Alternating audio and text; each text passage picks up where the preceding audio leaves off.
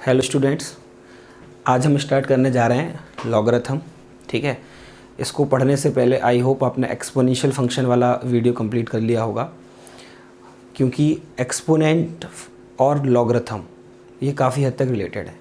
जो meaning exponential में था वहीं से हम स्टार्ट करेंगे लॉगरिथम। ठीक है, तो देखिए वैसे तो लॉगरिथम आपके सिलेबस में कहीं आपको एनसीईआरटी में नहीं दिखेगा, ठीक है, बट ये बहुत इंपॉर्टेंट टॉपिक है जेई के पॉइंट ऑफ व्यू से, और तो लॉगरिथम आपको अच्छे से आना चाहिए।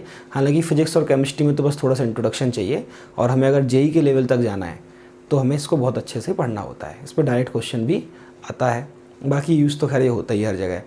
तो हम लॉगरिथम डेफिनेशन समझेंगे पहले, फिर उस पर क्वेश्चंस करेंगे, उनकी प्रॉपर्टीज़ समझेंगे, प्रॉपर्टीज़ पे क्वेश्चन करेंगे, फिर लॉगरिथमिक इक्वेशन, लॉगरिथमिक इनइक्वालिटी, ये सारा हम यहाँ पे कवर करने वाले हैं।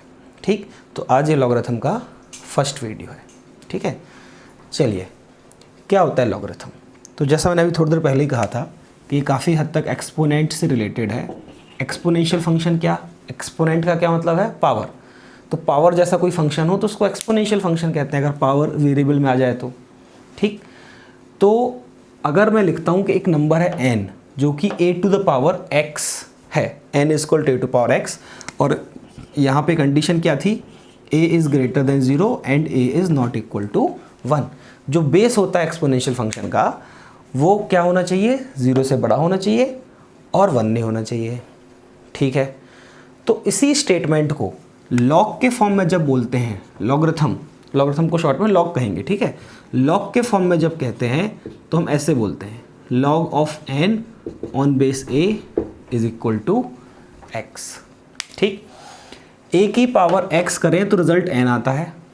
ठीक है, और यहाँ पे है log of n on base a is equal to x।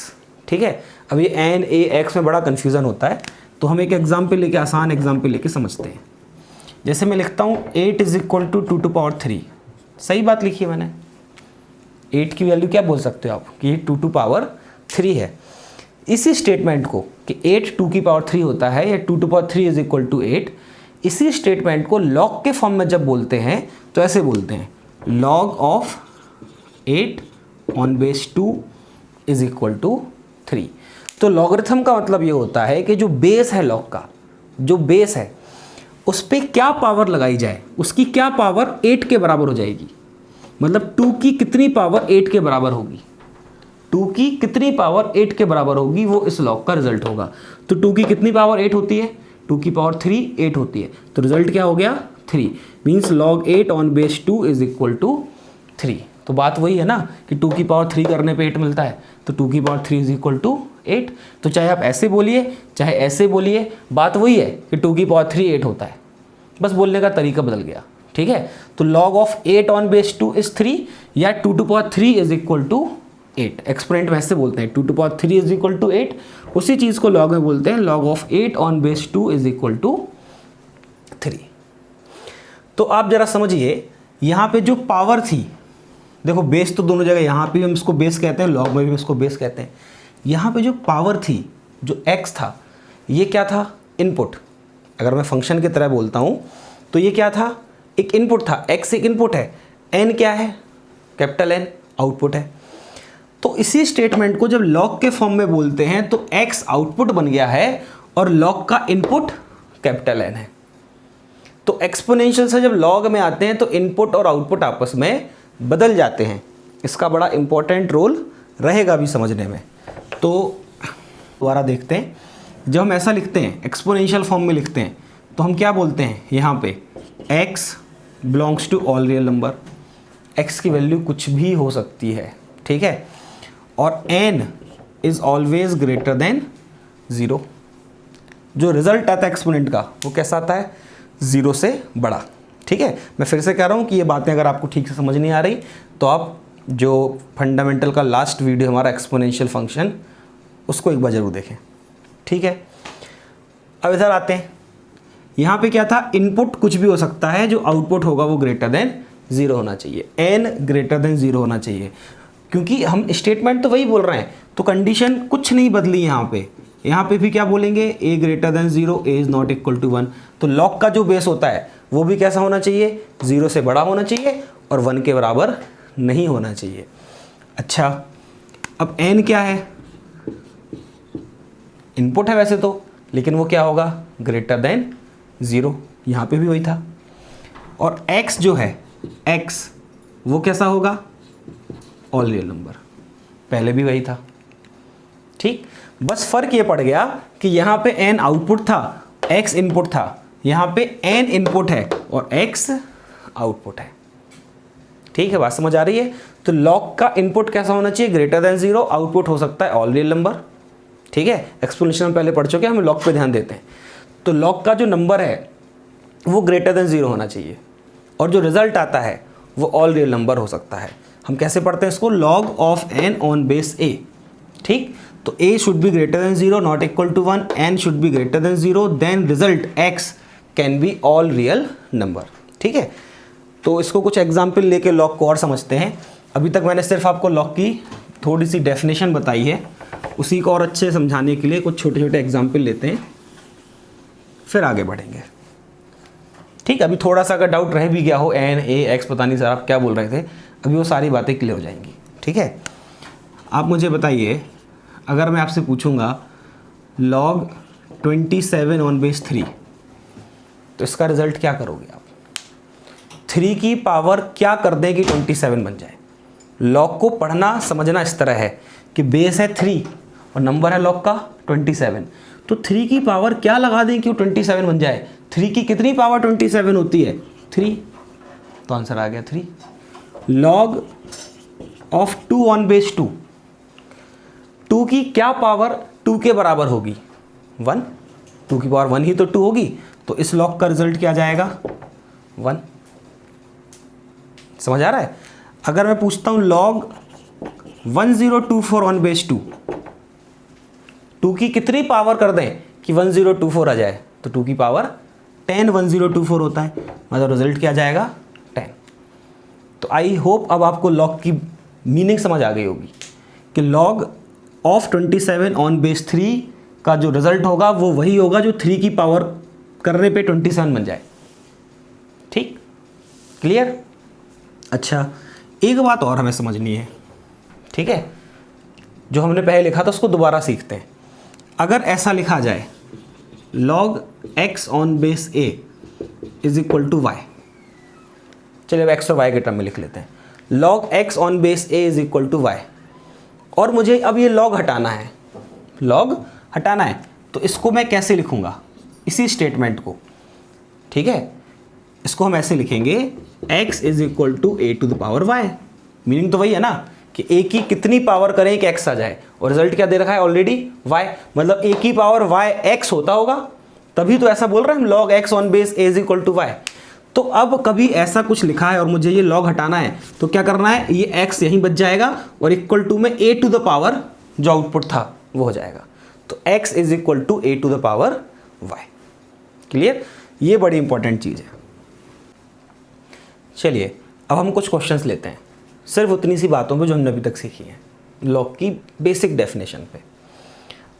Find the value of, first question, log 27 on base 81। अब देखिए, अगर मैं डायरेक्टली सोचूंगा जो डेफिनेशन में हमने पढ़ा है उस हिसाब से कि 81 की क्या पावर करी जाए कि वो 27 बन जाए।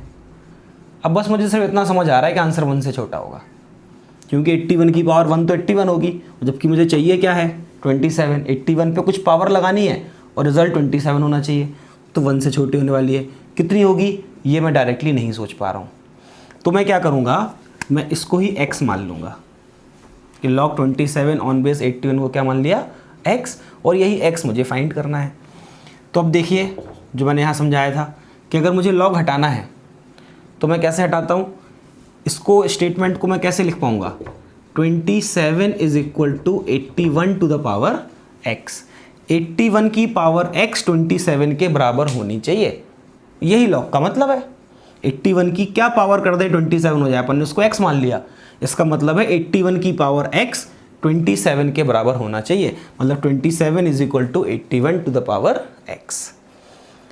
अब तो ये इक्वेशन जैसे आ गई, इक्वेशन आ चुकी है, क्या करें? इसके प्राइम फैक्टराइज करते हैं। तो 27 को आप क्या लिख सकते हो? 3 टू द पावर 3। ठीक, इज इक्वल टू 81 को आप क्या लिख सकते हो 3 to power 4 whole power x as it is. तो यहाँ से क्या मिल गया 3 to power 3 is equal to 3 to the power 4x, मतलब 4x इज इक्वल टू 3, मतलब x इज इक्वल टू 3/4। ये आपका फाइनल आंसर आ गया इस क्वेश्चन का। ठीक, क्या किया हमने, जो वैल्यू फाइंड करनी थी उसको x मान लिया, फिर लॉग हटाया, प्रॉपर्टी लगाई कि 27 is equal to 81 to the power x होना चाहिए, उसी हिसाब से लॉग हटेगा। बस फिर तो हमने उसको प्राइम फैक्टराइज करके पावर्स कंपेयर करके जब सेम बेस हो गया तो पावर शुड बी सेम और x की वैल्यू फाइंड कर दी। ठीक है, नेक्स्ट क्वेश्चन पे आते हैं। 625 की क्या पावर कर दे 125 हो जाएगा। अगेन डायरेक्ट सोच पाना मुश्किल है, तो हम क्या मान लेते हैं, इसको x मान लेते हैं। ठीक है, ये पहला क्वेश्चन यहाँ ख़त्म हो गया। सेकेंड क्वेश्चन हम यहाँ सॉल्व कर रहे हैं, x मान लेते हैं। ठीक है, तो इसको जब लॉग हटाएंगे तो क्या बन जाएगा 125 is equal to 625 to the power x। अब ये 125 और 625 5 की पावर्स हैं दोनों। 125 को आप क्या लिख सकते हो 5 की पावर 3, 625 को आप क्या लिख सकते हो 5 टू द पावर 4। क्लियर। अब देखिए 5 टू पावर 3 और ये क्या लिखा हुआ है 5 to power 4x, power multiply हो जाती है, तो यहाँ लिखा हुआ है 4x और यहाँ है 5 की पावर 3, तो सेम बेस है, पावर्स मस्ट बी सेम। इसका मतलब क्या हुआ 4x किसके बराबर होना चाहिए 3 के बराबर, मतलब x होना चाहिए 3/4। तो ये हमारा क्वेश्चन सॉल्व हो गया। ठीक है, फिर से हमने वही किया, डायरेक्ट नहीं सोच पा रहे थे, इक्वल टू x मान लिया, लॉग को रिजॉल्व किया तो कैसे बन गया 125 is equal to 625 whole power x, उसका प्राइम फैक्टराइजेशन किया और रिजल्ट आ गया। चलिए और आगे बढ़ते हैं। log 2 बेस है, log का बेस 2 है और उसका हो नंबर जो है वो है log 4 ऑन बेस 2। तो इसको मैं ओरली सोच सकता हूँ। देखिए अगर मैं ये बाहर जो log है उसको ऐसे ही लिखा रहने दूँ तो ये इस log का ये जो ब्रैकेट है इसका रिजल्ट तो मुझे समझ में आ रहा है। log 4 ऑन बेस 2 क्या मतलब होगा 2 की क्या पावर की जाए कि वो 4 बन जाए, कितनी की जाए 2 2/4 होता है, मतलब इस log का जो रिजल्ट है वो क्या आ गया 2। अब मुझे किसकी वैल्यू बतानी है log 2 ऑन बेस 2 1, 2 की पावर 1 ही तो 2 होता है, तो फाइनली इसका रिजल्ट क्या आ गया 1। क्लियर। अब ये क्वेश्चन सॉल्व करते हैं, इसको थोड़ा ऊपर लिख लेते हैं, फोर्थ क्वेश्चन को थोड़ा ऊपर लिख लेते हैं। log of 9√3 on base 1/3। अब देखिए अब फिर मैं डायरेक्टली नहीं सोच पा रहा हूँ कि 1/3 की क्या पावर करें 9√3 बन जाए, तो इसको इक्वल टू x मान लेते हैं। अब log हटाना है, अच्छा तो क्या बनेगा ये 9√3 is equal to 1/3 whole power x। Clear. अब मुझे इक्वेशन तो आ गई लेकिन मुझे सेम नंबर चाहिए जिस पे पावर्स हो ताकि मैं कंपेयर कर पाऊँ। तो 9 को मैं क्या लिख सकता हूँ 3² और √3 को क्या लिख सकता हूँ 3 टू द पावर 1/2 और इक्वल टू में 1/3 होल पावर x है तो इसको मैं क्या लिख सकता हूँ 3 टू द पावर -x। तो देखिए अब ये क्या बन गया 3 to power -x is equal to, ये पावर ऐड हो जाएंगी बेस सेम है क्योंकि, तो 2 + 1/2 इज 5/2, तो ये आ गया 3 to power 5/2। It means -x should be equal to 5/2, मतलब x इज इक्वल टू होना चाहिए -5/2। तो इसका सॉल्यूशन हो गया। अब इन 4 क्वेश्चंस के बाद मुझे यकीन है कि आपको इस लॉग का मीनिंग समझ में आ गया होगा और लॉग को कैसे हटाते हैं ये बात समझ आ गई होगी। क्लियर। सो कॉपी करिए फिर और आगे क्वेश्चंस करते हैं। चलिए अब प्रॉपर्टीज़ देखते हैं लॉग की। ठीक है, बहुत आसान सी प्रॉपर्टीज़ से स्टार्ट करते हैं। जैसे कभी ऐसा आ जाए log a on base a, क्या है बेस और नंबर सेम हो गया। आप इसको डायरेक्टली, इसमें प्रॉपर्टी में कुछ ऐसा टफ है ही नहीं, ये तो आप उसको प्रॉपर एक सिंपल सा डिडक्शन कह सकते हो कि हम खुद ही देख पा रहे हैं। a टू द पावर क्या कर दें कि a बन जाए, ऑब्वियसली 1 कर दें। ठीक है, तो हम क्या समझ सकते हैं कि जब भी log में नंबर और बेस सेम होगा तो रिजल्ट क्या आएगा 1। ऑब्वियसली बेस डिफाइंड होना चाहिए। ठीक है। सेकेंड चीज़, अगर कभी ऐसा आ जाए log n on base 1/n, इसका रिजल्ट क्या होगा? 1/n की क्या पावर की जाए कि वो n बन जाए? -1। 1/n की पावर -1 लगा दोगे तो क्या बन जाएगा? n। मतलब इसका रिजल्ट क्या आएगा? -1। तो हमने पहले क्या देखा था कि अगर बेस और नंबर दोनों सेम है तो रिजल्ट आता है 1। वहीं अगर नंबर और बेस दोनों एक दूसरे के रेसिप्रोकल हैं तो रिजल्ट आता है -1। अगर मैं यहाँ पे n लेता, बेस को n लेता, नंबर 1/n लेता तो भी रिजल्ट -1 ही आता। क्लियर? और एक और देख सकते हैं, log 1 ऑन बेस a, क्या रिजल्ट आएगा? 0, है ना? a की पावर क्या लगा दें कि 1 बन जाए? तो 0, a टू पावर 0 1 होता है। ठीक है, तो यहाँ रिजल्ट क्या आ गया? 0। तो ये 3 बड़ी आसान सी लॉग की डेफिनेशन पे बेस्ड आसान सी प्रॉपर्टीज़ हैं जो इंपॉर्टेंट होती हैं, पता होनी चाहिए। और इनका कुछ प्रूफ नहीं है, प्रूफ करने की जरूरत नहीं है इनको, हम कुछ मैथमेटिकली प्रूफ करते नहीं बैठेंगे क्योंकि तो लॉग की डेफिनेशन से ही समझ में आ रहा है। ठीक है, एक और लिखते हैं, fourth, a to the power log b on base a। अगर ऐसा कभी लिखा है तो इसका रिजल्ट होता है b। a की पावर में log है, उसका बेस भी a है और उस log का नंबर b है, तो रिजल्ट सिर्फ b बचता है। इसको प्रूफ कर लेते हैं, है ना? फोर्थ प्रॉपर्टी जो हमने भी यहाँ लिखी, इसको प्रूफ कर लेते हैं क्योंकि ये हमें डायरेक्टली समझ नहीं आ रही कि ये कैसे हो गया। ठीक है, ये 3 तो चलो लॉग की डेफिनेशन समझ में आता था कि सर a की पावर 0 1 होगी, a की पावर 1 a होगी, 1/n की पावर -1 n होगी, बट इसको हम नहीं समझ पा रहे हैं डायरेक्टली। देखते हैं इसका प्रूफ। तो मैं कह रहा हूँ प्रूफ करने के लिए, let log b on base a is equal to x। Suppose हमने log b on base a को थोड़ी देर के लिए क्या मान लिया? x मान लिया। अगर ऐसा माना तो यहाँ से आप b को क्या लिख सकते हो? a to the power x। b को क्या लिख सकते हो? a to power x। ठीक है, अब ये अगर माना तो a टू पावर x की वैल्यू b होगी, यह पता चल गया। अब मैं LHS लेता हूँ, जो मुझे प्रूफ करना है प्रॉपर्टी, उसका LHS लेता हूँ। उसमें क्या लिखा है? a to the power log b on base a, और log b on base a को मैंने क्या माना है? x। log b on base a, इसको ही तो x माना है, तो उसको क्या लिख देंगे? x। तो ये क्या बन गया? a to power x। और ये क्या लिखा है देखो, a to power x is equal to b, मतलब a टू पावर x को मैं क्या लिख सकता हूँ? b। तो देखिए मैं LHS लेके चला था और मैं b तक पहुँच गया, और b क्या है? RHS। मतलब ये प्रॉपर्टी हमने प्रूफ कर दी, this is equal to RHS, hence proved. देखिए प्रूफ आपसे कोई पूछेगा नहीं, स्कूल एग्जाम में तो है नहीं कि प्रूफ का क्वेश्चन कोई पूछ पाए, वैसे भी प्रूफ के कहाँ पूछे जाते हैं, बट हमें थोड़ा पता होना चाहिए कि कैसे होता है। और रिजल्ट इंपॉर्टेंट है कि a की पावर log है, b उसका नंबर है और बेस a है, ये वाला बेस एक्सपोनेंशियल जैसा जो दिख रहा है और log का बेस, ये दोनों सेम होने चाहिए। तो यहाँ पे जो नंबर लिखा है वही डायरेक्टली रिजल्ट आ जाता है। ठीक, समझिए, कॉपी करिए। चलिए कुछ क्वेश्चंस करते हैं। Find the value of first log of 1070 degree on base 1020 degree. log of 1070 degree on base 1020 degree. पहले आप ट्राई करिए, उसके बाद फिर मेरा सॉल्यूशन देखिए। अच्छा, हमने अभी तक जो पढ़ा ऑब्वियसली उसमें से ही क्वेश्चन होगा, तो उसमें से कुछ सोचते हैं। क्या 1070 और 1020 सेम होते हैं? नहीं। 1070 डिग्री की वैल्यू 1020 डिग्री की वैल्यू सेम तो नहीं होगी, मतलब रिजल्ट 1 तो नहीं आने वाला। क्या 1070 डिग्री 1 होता है? नहीं।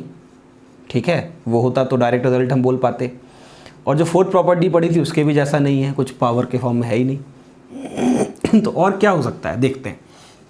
अच्छा, अगर मैं दोनों जगह देखूं जो ट्रिग्नोमेट्रिक रेशियोज आपको दिए हैं उनके जो एंगल्स हैं वो कॉम्प्लीमेंट्री हैं। 70 डिग्री और 20 डिग्री का सम 90 डिग्री होगा। तो अगर ऐसा है तो इससे मुझे थोड़ा सा हिंट मिल रही है कि क्यों ना हम 70 डिग्री को चेंज करें, 20 डिग्री बना देते हैं, है ना? ये तो हम 10th क्लास में करते थे। अगर दो एंगल मुझे मिल गए जो कॉम्प्लीमेंट्री हैं तो किसी एक एंगल को हम चेंज करते थे। तो 90 को क्या लिख सकता हूँ मैं, सॉरी 70 को क्या लिख सकता हूँ मैं? 90 माइनस 20, ठीक है। तो लॉग ये बेस का 10 20 ऐसे ही रहा, 10 90 माइनस थीटा कॉट थीटा, तो ये क्या बन गया, log cot 20 degree on base 10 20 degree. अब देखिए एंगल सेम है, अगर मैं इसको कॉट एक्स कहता हूँ तो ये 10x लिखा है, और कॉट 10 एक दूसरे के रेसिप्रोकल होते हैं। तो देखिए जो नंबर में लिखा है और जो बेस लिखा है ये दोनों क्या हैं, एक दूसरे के रेसिप्रोकल हैं। जब ऐसा होता है तो रिजल्ट क्या आता है, -1। अभी सीखा था हमने log n on base 1/n is -1। अगर log का नंबर और बेस एक दूसरे के रेसिप्रोकल हैं तो रिजल्ट आना है -1। क्लियर। सेकेंड क्वेश्चन लेते हैं इसमें, log ऑफ 2 + √3 ऑन बेस 2 - √3। चलिए यहाँ पे भी दिख रहा है कि ये दोनों सेम तो नहीं हो सकते, ठीक है। तो ऐसा तो नहीं एक दूसरे के रेसिप्रोकल हो, देखते हैं 2 + √3 को लेके देखते हैं, 2 + √3 का रेसिप्रोकल करके देखते हैं। ये 2 + √3 का मैं क्या कर रहा हूँ, रेसिप्रोकल, मतलब 1/2 + √3। अब इसको रैशनलाइज कर देते हैं, रैशनलाइज किया तो ये क्या बन गया, 2 - √3 अपॉन a² - b² 4 - 3, बहुत बढ़िया, ये बन गया 2 - √3। तो हमने 2 + √3 का रेसिप्रोकल किया, रैशनलाइज किया, तो क्या मिल रहा है, 2 - √3, ठीक। तो इसका क्या मतलब हुआ, 2 + √3 का रेसिप्रोकल 2 - √3 है। मतलब मैं फिर से कह सकता हूँ कि इस लॉग के में भी जो बेस और नंबर लिखे हैं ये दोनों एक दूसरे के रेसिप्रोकल हैं। मतलब इस बार भी रिजल्ट क्या आएगा, -1, ठीक है। एक और क्वेश्चन लेते हैं, log 0.9 बार on base 10 is equal to, ये मुझे बताना है log 0.9 बार ऑन बेस 10 इसकी वैल्यू क्या होगी। तो 0.9 बार कुछ होता है क्या, क्या 0.9 बार को आप 1 कह सकते हो, कह सकते हो कि नहीं, कह सकते हैं। अच्छा अगर डाउट है तो यहाँ पे देख लो कैसे कह सकते हैं। मैं 0.9 बार को थोड़ी देर के लिए x मान ले रहा हूँ, ठीक है। मतलब मैं इसको p/q फॉर्म में लिखने की कोशिश कर रहा हूँ, वो देखते हैं क्या वैल्यू आती है। और ये जो मैंने x माना इसको मैं इक्वेशन 1 कह दे रहा हूँ। फिर इसको मैं ऐसे भी लिख सकता हूँ, x = 0.99 बार, फिर मैं इसको 10 से मल्टीप्लाई कर दे रहा हूँ, तो 10x क्या बन जाएगा, 9.9 बार। अब ये इक्वेशन 2 हो गई। फिर इक्वेशन 2 माइनस इक्वेशन 1 करता हूँ, 10x - x 9x, 9.9 बार माइनस 0.9 बार, डेसिमल के बाद दोनों जगह 9 बार है तो 9 बार तो कैंसिल हो गया, सिर्फ क्या बचा 9 - 0, इसको आप क्या लिख सकते हो 9। इसका क्या मतलब हुआ, x की वैल्यू आ गई 1। तो ये तो एक नई चीज़ सीखने को मिल गई, और ये बड़ी इंपॉर्टेंट है, आप आगे के लिए भी याद रखिए। 0.9 बार 1, 3.9 बार 4 होगा, उसको आप करके देखिए p/q फॉर्म में, ठीक है। तो 0.9 बार की वैल्यू क्या आ गई 1, मतलब ये log क्या बन गया, log 1 ऑन बेस 10, और log 1 ऑन एनी बेस उसका रिजल्ट क्या होता है 0। तो इस क्वेश्चन का रिजल्ट आ गया 0। क्लियर, कॉपी करिए। चलिए और क्वेश्चन लेते हैं, find the value of log √5 √5, फिर अंदर √5, फिर अंदर √5 अप टू इन्फिनिटी, ठीक है। तो ये क्वेश्चन मुझे सॉल्व करना है। अब देखिए यहाँ पे मैंने कुछ आपको अलग चीज़ दी है, ये इसका नंबर देखिए, लॉग का इतना बड़ा सा जो नंबर है, ये एक इनफाइनाइट सीरीज़ का क्वेश्चन है। इनफाइनाइट सीरीज़ का मतलब ये होता है कि कुछ आपको ऐसा दिया हो जिसमें कुछ पैटर्न रिपीट हो रहा हो बार बार, और वो कहाँ तक जा रहा हो, इनफाइनाइट तक, तो उसको हम इनफाइनाइट सीरीज़ कहते हैं। तो लॉग का जो नंबर दिया है वो कुछ इनफाइनाइट सीरीज़ है उसमें। तो जब भी इनफाइनाइट सीरीज़ के क्वेश्चंस आते हैं तो हमें उसको, उस नंबर को, सीरीज़ को अलग से सॉल्व कर लेना चाहिए। और उसको सॉल्व करने के लिए आप देखिए मैं क्या कर रहा हूँ, जो नंबर है पूरा √5 into √5 into √5 into √5 up to infinity, ठीक है। इस पूरी वैल्यू को मैं x ले रहा हूँ थोड़ी देर के लिए, मतलब जो log का नंबर है इस क्वेश्चन में, उस पूरे को मैंने क्या ले लिया, x। बेस तो 5 है, ठीक है, अभी हम सिर्फ इसको की वैल्यू फाइंड करने की कोशिश कर रहे हैं, जो आएगी उसको वापस पुट कर देंगे लॉग में। अच्छा, अब एक बात बताइए, square root of 5 into square root of 5 ये लिखा हुआ है, ये जो x लिखा है, अगर मैं इसमें से एक बार जो रिपीट हो रहा है पैटर्न, जो मुझे समझ में आ गया, रूट 5 फिर वापस रूट 5 एंड सो ऑन, तो एक बार अगर मैं हटा भी लूँ, ये वाला सपोज हटा दिया मैंने रूट 5, तो उसके बाद जो रिजल्ट बनेगा क्या आप उसको भी x कहोगे? बार बार रिपीट ही तो हो रहा है, इनफाइनाइट टाइम्स है। अगर मैं एक बार हटा भी दूं ये ऊपर वाला रूट और ये 5 हटा दूं, तो जो अंदर वैल्यू बचेगी वो भी तो x ही कहलाएगी, है ना। मतलब यहाँ से ये जो वैल्यू लिखी है ये पूरी, इसको भी मैं x कह सकता हूँ। इसका मतलब ये हुआ कि इस LHS को लिखा जा सकता है root 5x is equal to x। Clear? और हम अच्छे से जानते हैं कि ये वैल्यू दोनों जो x है ये पॉजिटिव ही होगा तभी लॉग डिफाइन होगा, और रूट का रिजल्ट तो पॉजिटिव होता ही होता है, इसलिए मैं यहाँ पे स्क्वायरिंग कर सकता हूँ। तो ये क्या बन जाएगा, 5x is equal to x square, means x square minus 5x equal to 0। x हमने कॉमन लिया, x into x minus 5 is 0, means either x equal to 0 और 5। अब x क्या था, इस लॉग का पूरे नंबर को आपने x लिया था ना, क्या लॉग का नंबर 0 हो सकता है? नहीं, ये हम शुरुआत से ही देख चुके हैं कि लॉग का जो नंबर होता है, जो इनपुट होता है लॉगरिथमिक फंक्शन में, वो हमेशा ग्रेटर देन 0 होना चाहिए। तो x की वैल्यू 0 तो नहीं हो सकती, फिर क्या हो सकती है, 5। तो इस हिसाब से ये लॉग क्या बन जाएगा, log 5 ऑन बेस 5, मतलब इसका रिजल्ट क्या आएगा, 1। तो इस लॉग का रिजल्ट आया 1। ठीक, तो फिर से समझिए, जब भी इनफाइनाइट सीरीज जैसा कुछ मिलता है तो उस पूरी वैल्यू को हम कुछ मान लेते हैं, x मान लिया यहाँ पे, फिर हम ये देखते हैं कि पैटर्न रिपीट कहाँ से हो रहा है। मतलब एक पैटर्न को बाहर निकाल लीजिए, बचे हुए जहाँ से वापस पैटर्न रिपीट हो रहा है उस पूरी वैल्यू को फिर से x कह दीजिए। रूट 5 इंटू रूट 5 फिर से रिपीट होने लग गया, तो इस पूरी वैल्यू को हमने वापस x कह दिया। तो root 5x equal to x तक हम आ गए। बस उसके बाद तो हमने सॉल्व कर लिया आराम से, आ गया होगा समझ। ठीक है, चलिए नेक्स्ट क्वेश्चन लेते हैं। Find the value of 6 plus log 1/3 root 2 under root 4 minus 1/3 root 2 under root 4 minus 1/3 root 2 and so on up to infinity on the base 3/2। Log का बेस 3/2 है। ये क्वेश्चन बेटा JEE 2012 में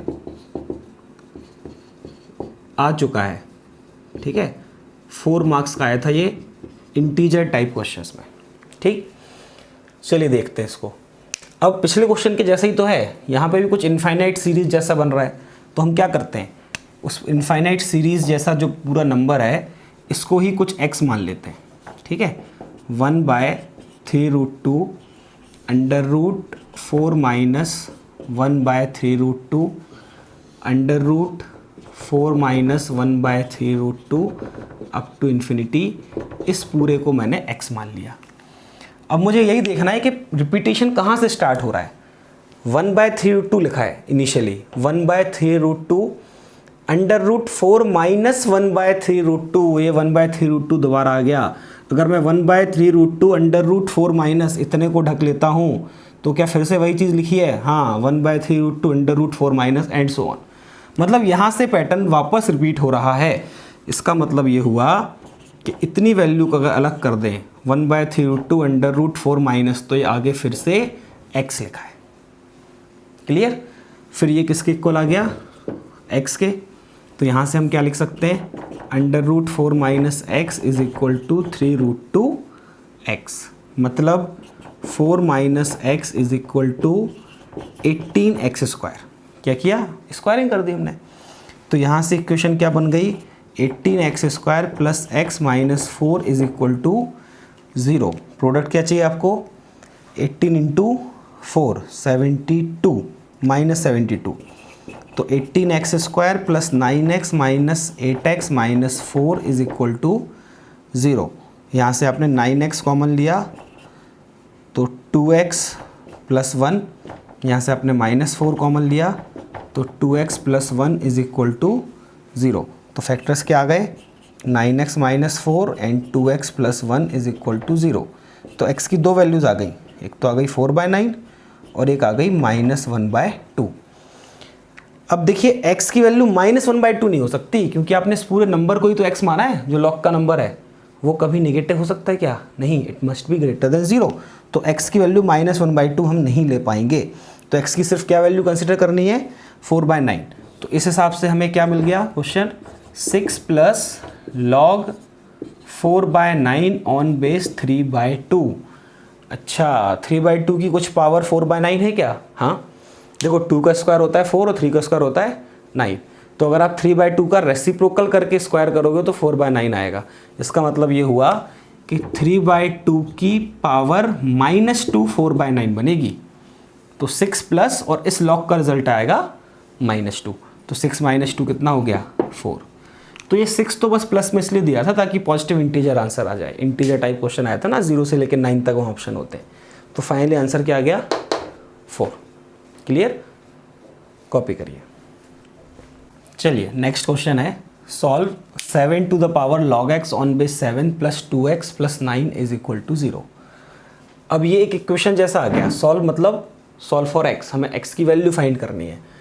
तो कोई बात नहीं, ये देखो ये तुम्हारी एक प्रॉपर्टी है ना, a to the power log b on base a। तो ये जो 7 है, 7 की पावर है, log का बेस भी 7 है, तो ये पूरी वैल्यू क्या बन जाएगी? सिर्फ x। फिर आगे क्या लिखा है? Plus 2x plus 9 equal to 0, मतलब 3x प्लस 9 इक्वल टू 0, मतलब 3x is equal to -9 means x is equal to -3। तो ये एक आसान सा क्वेश्चन था, बस हमें प्रॉपर्टी क्लिक करनी चाहिए कि तो हमारी प्रॉपर्टी है जिसका रिजल्ट सिर्फ x होने वाला है। क्लियर?